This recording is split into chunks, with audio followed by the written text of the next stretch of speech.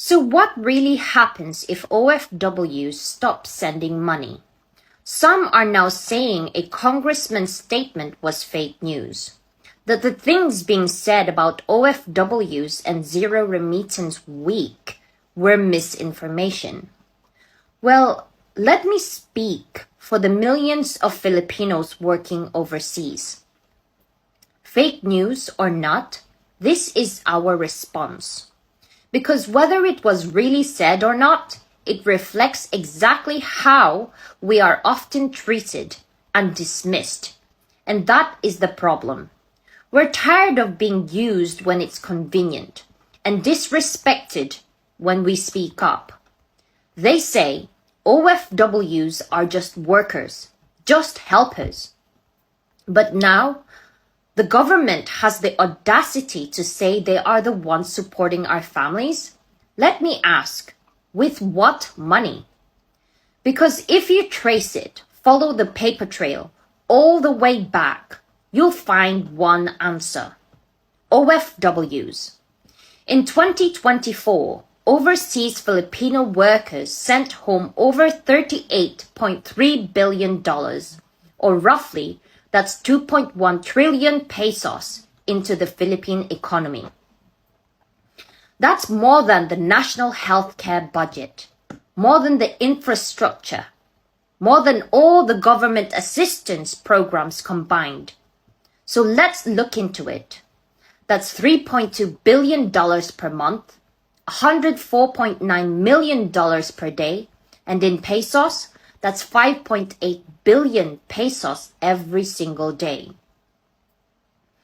So when the government says, "Pasalamat kayo, we're helping your families with AICS, AKAP, TUPAD, hospital bills," ask them, saan galing ang pondo? It came from us, from taxes, from spending, and a huge chunk of that came from the remittances sent by OFWs, taxed, circulated, and multiplied within the economy. So don't twist the narrative. We're not being helped. We are the ones helping. Now, with the Zero Remittance Week happening from the 28th of March to the 4th of April, let's do the math. That's $734 million lost. Or roughly, that's 41 billion pesos missing from the economy in just 7 days. And that silence, that pause in the flow of sacrifice, it will echo loudly. When that money doesn't arrive, tuition doesn't get paid, small businesses lose customers, grocery sales drop, real estate slows down, the peso weakens, the economy dips, and suddenly the same government telling us to be thankful, they'll be scrambling because the very lifeline they disrespected will be gone. So no, Mr. Congressman, we don't owe you gratitude. You owe us respect. Because without us, the system doesn't just stall, it crumbles. We gave up our time, our health, our presence, so this country could keep standing. This isn't entitlement, which is according to some. This is the reality. We're not bayaran. We are the ones paying.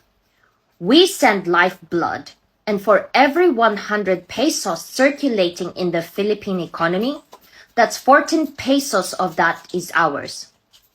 That money builds homes, sends children to school, fuels transportation, feeds barangays, and boosts businesses. Numbers don't lie. Facts are facts, and facts don't lie. They always tell the true story, whatever narrative anyone tries to add. So whether that statement was fake news or not, this is real. This is how we feel. This is what we live. So don't you ever forget who's really holding this nation together. That's hashtag, Zandra says. They said, stay quiet. I said, why?